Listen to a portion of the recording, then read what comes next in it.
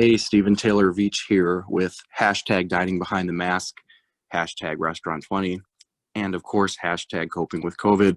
This is the only podcast, the only podcast that I know of so far where we interview restaurant managers, small business owners, people who know a lot, have something to say about the restaurant industry, and figure out together how we're going to be as present and positive as possible.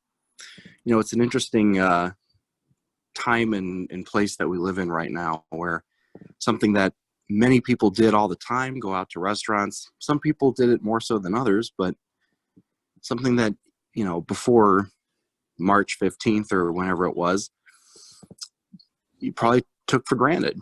And many of us, there was that long delay period that I kind of got into on the pilot episode where you probably didn't even think about it. You didn't even think twice about it, that, oh, this is something that's not really going to affect us. And, where are we going for dinner tonight? And now that's, that's still something. But more and more restaurants are opening their outdoor patios here in Illinois. And it looks like the Illinois cases continue to be going down.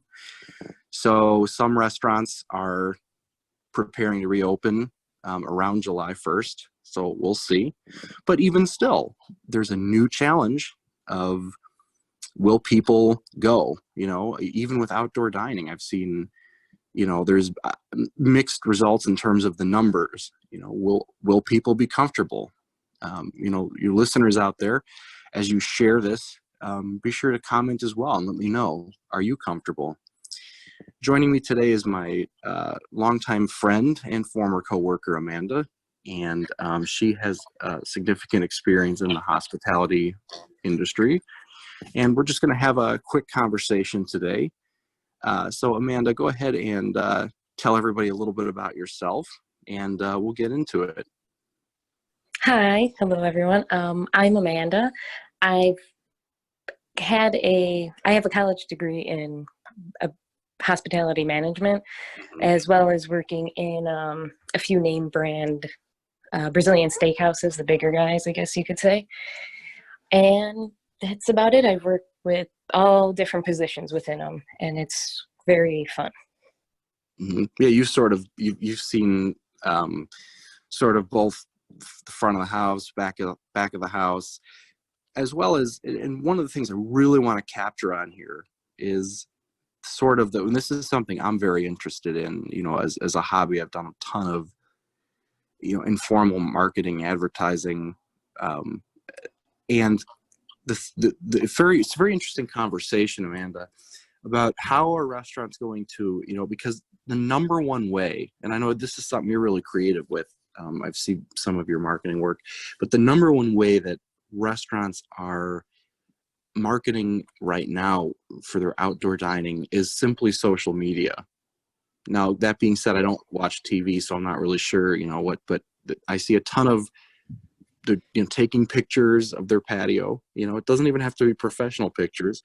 There's this growing trend where you just put it on social media. Hey, we're open.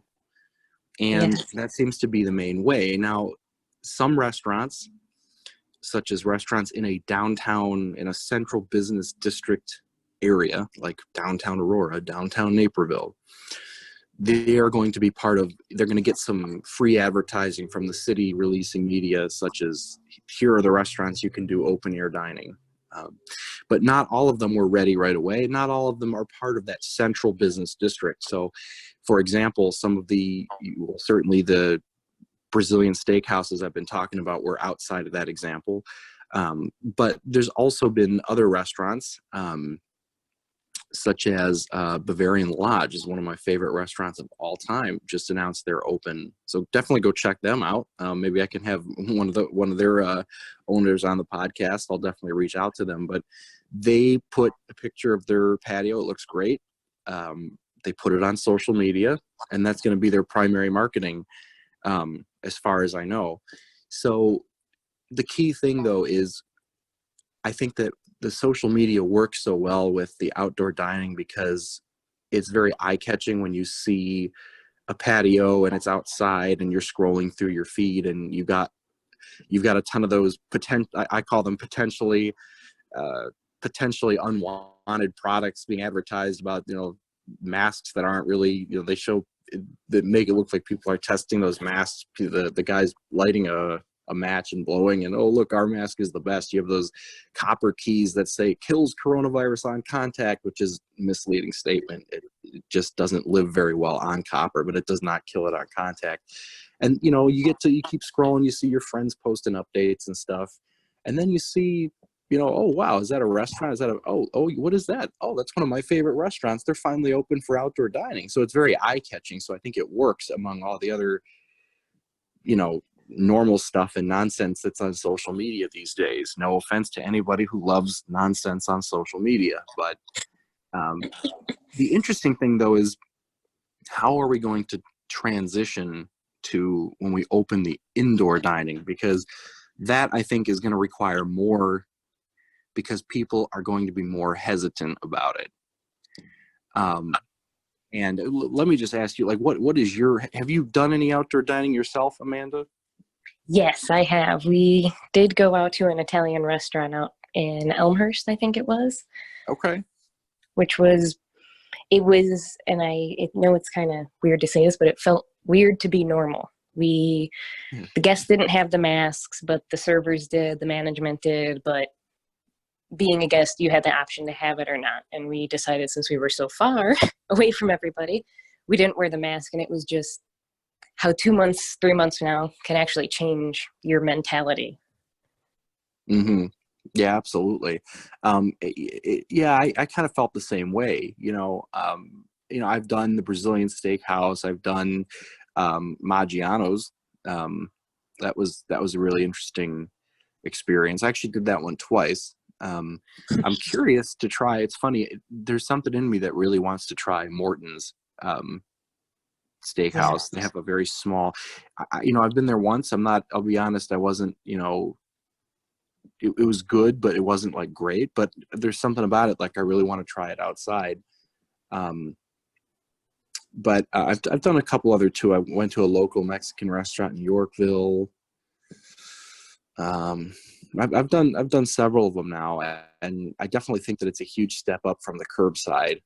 If somebody wants to experience a restaurant and they're really high risk, obviously curbside is probably going to be their best option. But the outdoor dining, especially in the summer, you go on a day where it's hot, humid, there's wind. I mean, it's very low chance that you're going to be able to. That's the theory, right? There's low chance that there's going to be enough virus, in terms of contamination to really infect you, and it also plays a role in how well, like you can be strategic about it. There's things you can do to even reduce your risk further, like making sure you do have a good mask or respirator. I saw this thing, I think it was a joke, but I saw this thing circulating on social media where there was this guy who had what looked like an N95 respirator, but then he had a second one that had like a hole cut out for his mouth, and he was like one was lifting up as he was putting food in his mouth. And I'm like, this is not the main reason those respirators are so effective. I mean, you have the filtration material, but two, it's because of the seal. That's why a surgery mask is not rated for inbound protection, because it's open on the sides. And if you use two masks like that, again, it was probably a joke, but don't do that, people. It's not a seal. That's not the way it's not going to seal. So if you don't seal it, you're defeating the purpose. It has to create a seal around your face, then over the bridge of your nose. But and that's actually something that's worth discussing here, because I think some people think that if I can sit down and I can just constantly wear a mask or respirator, except when I'm taking a bite of food, and then I'm going to take it on and off with every bite, that's actually not recommended, because the more you touch the outside of it, where those particles will, be trapped. If you have an air purifier, do you like a HEPA filter, do you open that up and touch the HEPA filter every day? And no, because that's where the contaminants are being stored. So I think that people this is a balancing act. It really is. If you're going to do it, you have to be willing to balance fear versus, you have to look at the, what is the risk here? Now, that's with outdoor dining. You have it with you, you wear it. I recommend wearing it while the server's interacting with you. If you're concerned about that, when you go in to use the facilities, the restroom facilities. And different people are going to have different comfort levels. There's going to be people that are like, oh, I'm going to hold my breath and run to the washroom and try to do everything until I can, well, not everybody can hold their breath that long. I'm not Michael Phelps. I'm not Laura Croft Tomb Raider. I don't have a minute of breath to hold. So different people are going to have different comfort levels with that. But as far as have you done any other restaurants besides the Italian one? Honestly, right now, no, because there hasn't been much open that I've felt comfortable going to at the moment. I've been doing it, not saying I've been ordering out every day, but I do support my little guys, and I know they're kind of far, like a place in Evanston that I really like. That's a Korean place, and then another one in Bensonville. And just to keep, like you said, using the social media, posting their pictures, my friends see it. They're like, where'd you go? And so to speak, like that. And another thing I really liked was they were promoting like t-shirts and other things to kind of help them. Instead of doing like the GoFundMe, they did profits with the apparel and whatnot. And I thought that was kind of nice because in a way you're getting the drive of the people who, I guess you can say FOMO, the fear of missing out, and you get that t-shirt, but you're also supporting your local place that you enjoy. And, you want to see them come back in business even after the fact of this stuff. Right. Yeah, that's very good. I'm glad you commented on that, because that's another thing that we can do. I certainly saw Cuisine of India in Naperville get really creative with their COVID basher, or it was the COVID inspired menu, and it was brilliant, because it was, I would love to get them on the podcast too, because it was not just, they're not lying to you when they're not just being creative and funny. When they tell you that all those Indian spices and the things they put in the food, that actually does help your immune system. We've known this for a long time, that if you use things like cayenne, if you use certain things, cinnamon, these are things that can help now I'm not saying that this is like a miracle cure, like if you're somebody who needs to take an antibiotic or an antiviral, like, oh, just stop taking it. No. I'm not talking about that. I'm always do the medical first and foremost. Boost the immune system. Supplement. Right. These are things you can add, like taking vitamin C. These are things that you can do to boost it even more. And, that's sad, but in these days I have to make that distinction, because there are people on YouTube telling you to do things like that without talking to your doctor, and that's not the right thing. But it is definitely really cool how they've made it creative, entertaining, but it's also factual that, wow, the spicy marinated chicken, this is gonna give me a little immune boost. It's gonna clear my sinuses. It's really cool. Obviously, if your sinuses are clogged from COVID-19, don't go out, stay home first.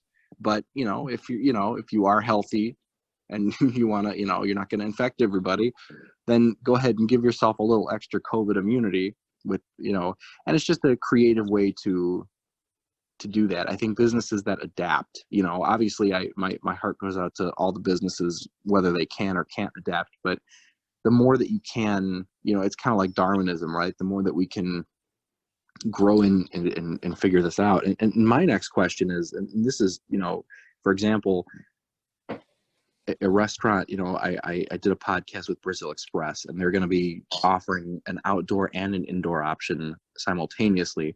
Some restaurants may do that. I'm not sure. They may do that at the first, but they might transition back into being fully indoors. But my suggestion would be, if they can keep some outdoor seating and treat that almost as a section, because their indoor capacity is going to be strictly limited, I think that will benefit both them and the guests. That's, it might be difficult to pull off, but I think if they've made it this far already, that would be my suggestion for the next step, because I think that, outdoor dining, I was like, as soon as I could, I jumped on it. I'm not sure if I'm comfortable. I have health anxiety. I'm not sure if I'm comfortable jumping on indoor dining. I'm not decided on that yet. What about, let me ask you that question, like that same restaurant, that you went to outdoor dining, if they said, hey, you know what, our indoor dining is open now, would you be comfortable doing that? Personally, me, no. Just not yet, because everything, we're still new. And again, having that hospitality background of mine, it's also thinking about the back of the house. How are these people going to be able to keeping themselves healthy and keeping us healthy at the same time, doing that in this more more smaller place.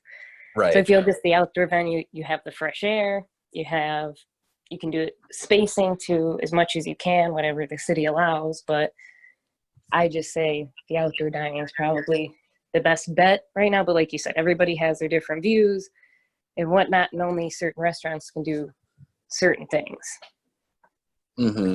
Yeah, and for me, the interesting thing for me is I'm more worried about like what will happen if the restaurants can only do, because of the way this virus spreads, at least that we know so far, disclaimer, the way this virus spreads so easily as a respiratory pathogen, you can do as much extra sanitation as you want, as far as and that's great. I love that they're doing that. My only concern, and I'm not saying this to take away any business, the whole point of this podcast is to add business to restaurants, but my whole concern is people need to be aware. I'm not trying to, the restaurants, they're gonna do extra sanitation. That's great. I love it. I'm 150% with them on that. I don't say this to devalue what they're doing. I say this to remind people, as a reality check, the guests, that we also need to do what we can do when we go there, because there's that old, it's kind of a saying where they say, if you use somebody's bathroom, you should leave it as clean or cleaner than it was. Kind of the same thing. We have to be aware that the WHO has backtracked on their relative dismissal of asymptomatic spread. So we all have to be aware that we still don't know everything. You go out to eat, it could be the cleanest, most sanitary restaurant in the world, in the country, and one cough into the open by you or somebody else can change that. You can end up circulating SARS-CoV-2, and people could end up breathing it in. That's a worst case scenario, but it could happen. And so we need to make sure that as guests, we need to help our restaurants out. When we go to, I'm supporting the restaurant. Okay, well, you need to also help them not have to shut down again, because all their surface sanitization, all the sanitation of the surfaces and stuff like that isn't going to help with people. To barge in, but to make a comment here is go ahead. I feel we also need to be aware of the next person coming in. I know we sometimes don't always think about everybody, and not, again, trying to get into anything, but lately it's been about me. I need to make sure I'm okay. But what about the next person? What about the kid that's coming in, or the next couple that's coming in? You always be self-aware. Mm-hmm. Exactly. I love the way that you said that, Amanda, because it's so important. Because a lot of people don't, and we don't even know who's most high risk. You see those, this person in their 20s ended up, with severe, so it's worse than the flu, but we still don't know what other people have.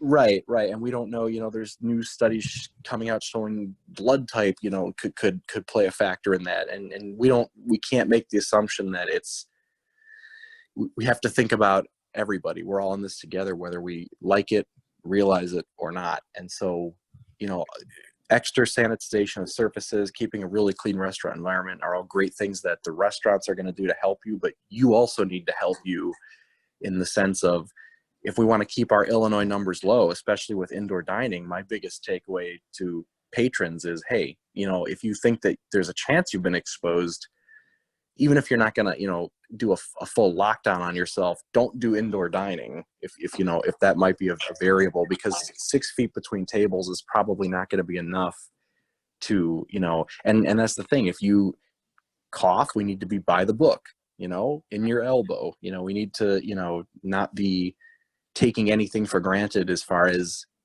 anything that could help this virus spread. But July 1st is coming up sooner than we think. And what do you think, if I could just get your opinion on, how do you think restaurants are going to best be able to market to people and convince people, maybe not, well, I guess the convince isn't the appropriate word, to give them a chance and, say, hey, we know that you're concerned about your health and safety, but here are the extra steps that we're doing to keep you safe. What do you think restaurants, especially small businesses, can do right now? Like I kind of said before, the whole social media sense, that's very big. And I know some restaurants might not have the Instagram or have kind of left it on the wayside, or even could do that with the Snapchat or Facebook. Any of those social media aspects, I feel they need to really need to start grasping it, because this is now the day and age and time you can do so much on it.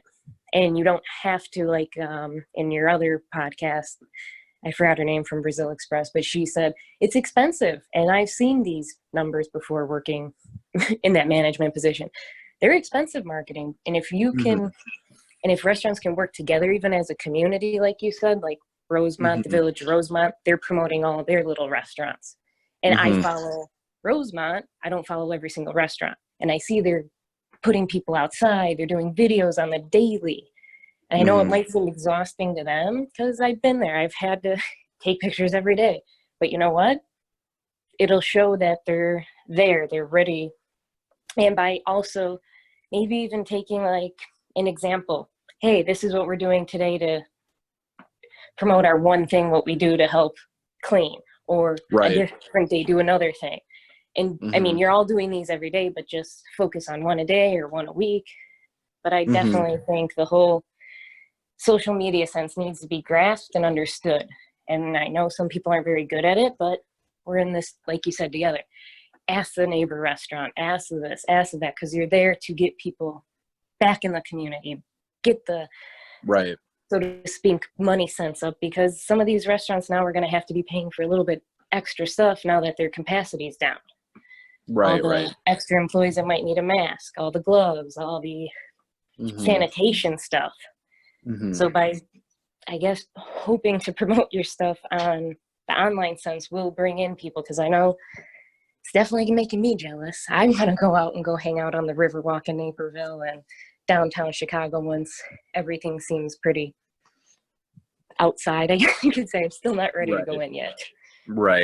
Yeah, I know it's a tough decision, you know, and especially since, you know, for me, it's been a balance of, you know, I love the experience. I'm somebody, you know, I love food, but even more than that, I love the experience that restaurants deliver. I love, you know, I love trying different menus. I love seeing chef creations and things like that. I think it's food, and sharing a meal is one of the most exciting things in life.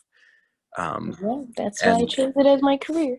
But then you have to balance that against, well, you know, there's, you know, I miss doing that, but then there's the, it's the virus is still out there. And, you know, I consider myself fortunate to, you know, be in Illinois, that, you know, we really have this under control. You know, we were the number one in terms of the decrease, and I want to keep it that way. I want to do what we can. We all need to do what we can to keep it that way. You know, and that doesn't mean that, you know, everything is and that comes from my training as a teacher too, in crisis management, is everything is a risk. You have to weigh the risk of doing something versus risk of doing nothing. And that comes from CPI. That's actually a quote from CPI material. And you don't want to make decisions out of, just out of fear, you know, even though fear in this case is not illogical. It makes sense to be afraid of something that can harm you, harm the people you love, but you still want to make decisions based on what the actual quantify, you know, as much as you can quantify the risk level is. So I think it's a very interesting time, and I appreciate you coming on, Amanda. Hang around. I will say goodbye to you properly. For everybody else, this has been Dining Behind the Mask, and I thank you for listening. Please share this and leave your comment, and also feel free to leave recommendations if you know of, you know, a small, certainly if you are yourself, but if you know of a small business restaurant that might be interested in coming on the podcast, please let me know, and I will be more than happy to reach out for them. So take care of yourself, and thank you so much.